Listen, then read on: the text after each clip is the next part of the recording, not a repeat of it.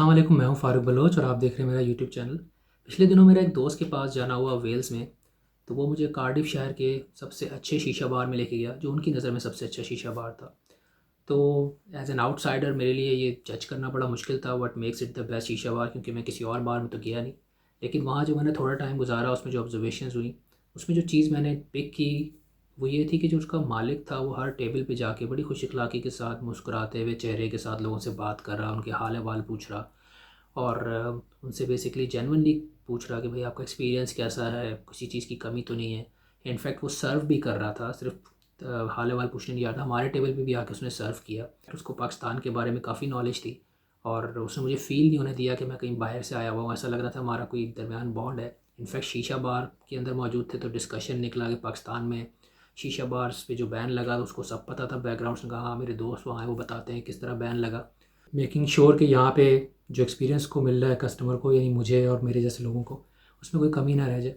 जब वो चला गया तो मैंने दोस्त से बोला, मैंने कहा यार ये बड़ा वेला आदमी है, काउंटर पे बैठने के बजाय लोगों से बात कर रहा है। वो कह रहे यार ये करता है एक्सरसाइज, और तकरीबन रोज़ तो नहीं करता लेकिन एटलीस्ट वंस अ वीक ज़रूर करता है, हर टेबल पे जाता है, लोगों से बात करता है, हाल अहवाल पूछता है। एक तरह से मैंने नोट किया कि यार this is really striking, because हमारे पाकिस्तान में ये कल्चर नहीं है। सेठ गले से उठता नहीं है, काउंटर से लोगों के पास जाता नहीं है, और ये बंदा हर बंदे के पास जा रहा है और हर हफ्ते जाता है, मेक श्योर करता है, रिलेशन बिल्ड कर रहा है। सो इसके लिए शायद business is not just accounting जहाँ पे वो प्रॉफिट मार्जिन वॉल्यूम्स वगैरह देखे, बल्कि इट्स मोर देन दैट। इस तरह के कस्टमर रिलेशनशिप की एग्जांपल्स बहुत कम मिलती हैं पाकिस्तान में। अगर आप किसी हाई एंड मॉल में, किसी बड़े रेस्टोरेंट में या किसी बड़े ब्रांड के स्टोर में चले जाएँ तो फिर भी आपको इस तरह का ट्रीटमेंट मिलता है, लेकिन वो भी सेठ की तरफ से नहीं मिलता है, एम्प्लॉयज़ होते हैं।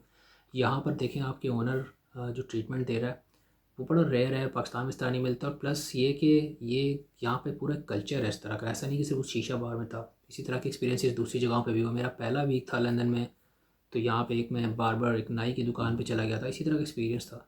हालांकि उसको पता था कि मैं जर्नलिज्म का स्टूडेंट हूँ, मैंने अपना इंटरेस्ट बता दिया था कि मैं फ़ीचर लिखना चाह रहा हूँ। उसको पता था मैंने उसको बिज़नेस नहीं देना। उसके बावजूद वो इतना वेलकमिंग था, मुझे अंदर लेके गया, उसने पूरी हिस्ट्री बताई। उसको ये पता था कि ये आर्टिकल छपेगा भी नहीं, ये स्टूडेंट है, अपनी क्लास के लिए लिख रहा है, बट इवेंट एट लेंथ उसने सारा बताया, अपना पूरा कल्चर उठा के उसने मुझे बेच दिया। हालांकि बार्बर शॉप उसका मेन बिज़नेस है, उसके बारे में उसने 2-3% ज़्यादा बात ही नहीं की। उसने अपनी कॉफ़ी शॉप के बारे में बात की, हालांकि उसका मेन बिज़नेस तो बार्बर का है। और अंदर उसने कॉफ़ी शॉप बना के रखी हुई थी और बड़ी ज़बरदस्त ऑर्गेनिक कॉफ़ी वो बेच रहा था। उसने ऑर्गेनिक मिल्क इस्तेमाल करा था। उसको पता है लंदन का कल्चर है कि यहाँ पे लोग नेचर के कितना करीब रहना चाहते हैं, ऑर्गेनिक फूड को कितनी अहमियत देते हैं। तो उसके ऊपर उसने काफ़ी डिटेल में बात की कि किस तरह से वो ऑर्गेनिक इंग्रेडिएंट सोर्स करता है और जो कॉफ़ी वो बना रहा है। ही वॉज़ रियली क्लेमिंग, हालांकि मेरे पास कोई तरीका तो नहीं था वेरीफाई करने का, but he was claiming is the best coffee in London. वैसे तो खैर यहाँ पे हर कॉफ़ी वाला यही क्लेम करता है, बट लेकिन वो कॉफ़ी वाकई बहुत अच्छी थी। प्लस उसने जो थीम बनाया हुआ दुकान का वो बिल्कुल ही नेचर के करीब ले था। आपको ग्रीन थीम था, मॉस लगाई हुई है, प्लांट्स लगाए हुए हैं। सेकेंडली उसने अपना पूरा कल्चर मुझे बेच दिया, यानी कि अपने बिज़नेस के बारे में वो इतनी डिटेल में गया कि भाई ये थर्ड जनरेशन बिज़नेस है, दादा ने स्टार्ट किया था, फिर अम्मा ने चलाया, सॉरी नाना ने स्टार्ट किया था, फिर अम्मा ने चलाया, फिर बेटे ने चलाया। रोमेनिया से ये लोग आए थे लंदन। उसने बाकायदा फैमिली ट्री जो उनके घर का था, उसकी उसने कोई ब्रांच काट के ट्रंक की और वो फ्रेम करवा के शीशे में वो लगा के रखी हुई है। उसके बारे में मुझे ब्रीफ़ किया, अंदर उसकी तस्वीरें दिखाई फैमिली ट्री की, और पूरा पूरा पूरा उसने अपना हेरिटेज और कल्चर मुझे बताया। यहाँ तक कि जब मैं उठा हूँ और दुकान से जाने लगा हूँ तो मुझे अंदाज़ा हो गया कि यार अभी तक मुझे वो याद है, सारा डिस्कशन फ्रेश है। और वो हर कस्टमर के साथ ही एक्सरसाइज करता है, तो समझ लें वो कस्टमर को अपना हेरिटेज बेचता है, पूरा कल्चर बेचता है। ये मिसाल देने का मकसद ये है कि सिर्फ वो बिज़नेस नहीं कर रहा, but he is doing more than a business. He is trying to build a relation with the customer. He is telling people that is serious about his business, a family business running into third generation. फिर obviously जो Britain के अंदर environment को लेके concerns हैं और organic food को लेके जो लोगों की प्रेफरेंसेस हैं, तो किस तरह से अपनी कॉफ़ी शॉप के ऊपर और वो जो ग्रीन उसने थीम बनाया हुआ है पूरा, उसके ऊपर उसने एम्फेसिस दिया, चीज़ें बताई मुझे। तो एक तरह से वो रिलेशनशिप बिल्ड कर रहा था। उसने ज़्यादातर बात की अपना जो बिज़नेस का उसका एक्सपीरियंस है, because he wanted to make sure कि जो एक्सपीरियंस है मेरा या कस्टमर का जो होता है वो एक्सपीरियंस अच्छा होना चाहिए। तो ऑब्वियसली वो लोगों को इंगेज करता है जब लोग बैठे हुए उनका टाइम पास नहीं हो रहा। ऑब्वियसली कॉफ़ी शॉप भी इसलिए रखी है, कॉम्प्लीमेंट्री कॉफ़ी, बड़ी अच्छी कॉफ़ी थी जो नॉर्मली आपको $2-3 की मिलेगी बाहर से। तो वो बड़ी अच्छी कॉफ़ी थी, और उसके ऑर्गेनिक इंग्रेडिएंट्स उस पर बड़ा ज़ोर, नेचर पे ज़ोर। तो उसने जो बेसिकली एक तरह से, मैंने उसको बिज़नेस तो नहीं दिया, फिर उसने मुझे एक वाउचर भी दे दिया 10 पाउंड का, कि अगर जब नेक्स्ट टाइम कभी आओगे बाल कटवाने तो 10 पाउंड ऑफ होगा हमारी तरफ से, विच इज़ वेरी इंटरेस्टिंग। तो ये जो छोटी छोटी एफर्ट्स है they go a long way in making you a customer. उसको क्या पड़ी है कॉफ़ी शॉप खोलनी, उसका तो बार्बर का बिज़नेस है, उसको पता है कि यार यहाँ के लोग बैठते हैं, बाज़ औक़ात आधे आधे घंटे का वेट होता है, कुछ ना कुछ इंगेज करने के लिए होना चाहिए। इनफैक्ट इससे एक और एक मिसाल याद आ गई, वॉरेन बफे बहुत छोटा था, आई थिंक टीनेजर था उस वक्त, उसने कोई पिन बॉल गेम लेकर एक बार्बर की दुकान पे रख दिया था, उससे बिज़नेस करा। उसको पता था यहाँ लोग वेट करते हैं, अपॉर्चुनिटीज़ ढूंढने वाली बात होती है, तो उसने रखा है और वो उसको कुछ अरसे चलाया भी। फिर एक गेम से उसने दूसरा ख़रीदा, तीसरा ख़रीदा, बाकायदा बिज़नेस में कन्वर्ट किया और कुछ अरसे बाद बड़े प्रॉफिट पे उसको बेच भी दिया। ये वाला जो बंदा है जिसकी मैं बात कर रहा हूँ, एलेक्स नाम था इसका, तो उसको पता है कि यार बार्बर की शॉप पे जो है वो वेट कर रहा है, तो ये जिसने कॉफ़ी शॉप वहाँ पे बनाई हुई है, ऑब्वियसली लोगों को कॉफ़ी पिलाता है और हर कस्टमर के साथ ये एक्सरसाइज करता है, उनको अपने फैमिली बिज़नेस के बारे में बताता है ताकि उनको अंदाज़ा हो। ये बिज़नेस के लिए बड़ा ज़रूरी है कि आप सिर्फ जो मेन आपका बिज़नेस है, कोर बिज़नेस है, कस्टमर को सर्विस देनी है या प्रोडक्ट बेचनी है, उससे आगे सोचें आप। और इसकी बहुत सारी मिसालें हैं। मैं आपको मैकडॉनल्ड्स की मिसाल देता हूँ, जो उनका हैप्पी मील कॉन्सेप्ट है, जो आई थिंक अर्ली 70s से चला आ रहा है। और जो प्ले प्लेस है, आप देखें बहुत सारे, मैं ख़ुद भी एक रिलेट कर सकता हूँ कि बच्चे मेरे अक्सर हैप्पी मील के चक्कर में मैकडॉनल्ड का टॉय मिलेगा, या जो प्ले प्लेस है अगर हम चाहते थे फिज़िकली, तो मैकडॉनल्ड मशहूर होता था, उनका प्ले एरिया बड़ा अच्छा है। तो जो मेरे बच्चे छोटे थे, लाइक 5 साल के अंदर, उस वक्त मैकडॉनल्ड काफ़ी जाते थे क्योंकि बच्चे वहाँ खेलते थे, स्लाइड्स थी, वो जो बॉल्स होती हैं, पूल होता है बॉल का, उसके अंदर खेलना।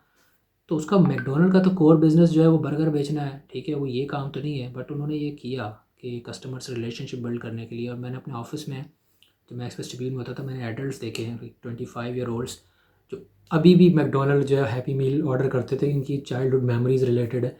रिलेशन बिल्ड किया मैकडॉनल्ड ने उनके साथ कि अब भी वो अपनी यानी जवानी में भी वो मैकडॉनल्ड्स के टॉयज़ कलेक्ट कर रहे होते हैं क्योंकि उनको आदत बनी हुई है। तो ये ऐसी एग्जांपल्स हैं बिज़नेस में कि जिससे आपको पता चलता है कि यार आपको सिर्फ अपना जो मेन कोर बिज़नेस है उससे आगे सोचना है कि कस्टमर से रिलेशन कैसे बिल्ड करना है।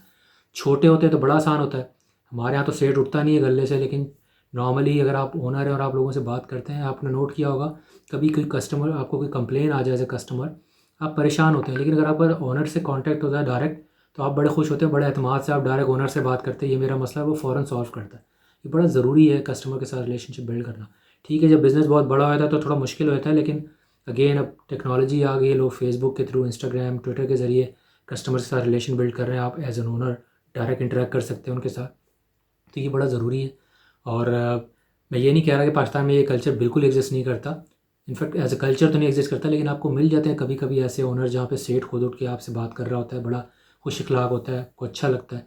वो छोटी दुकान भी हो सकती है, मिड साइज़ बिज़नेस भी हो सकता है, ठीक है। इसी तरह से बाज़ औक़ात किसी बड़े मॉल में आप जाते हैं, किसी अच्छे रेस्टोरेंट में, वहाँ भी आपको अच्छी कस्टमर सर्विस मिलती है, लेकिन बहुत ज़्यादा कॉमन नहीं है ये चीज़, और उसको कॉमन करने की ज़रूरत है। स्पेशली अगर आप बिज़नेस के स्टूडेंट हैं, बिज़नेस में आना चाह रहे हैं, ऑलरेडी बिज़नेस करते हैं, तो ये चीज़ आप सोचें कि कस्टमर से रिलेशन बनाना बड़ा ज़रूरी है, क्योंकि लॉन्ग टर्म में ये आपका ही फ़ायदा है।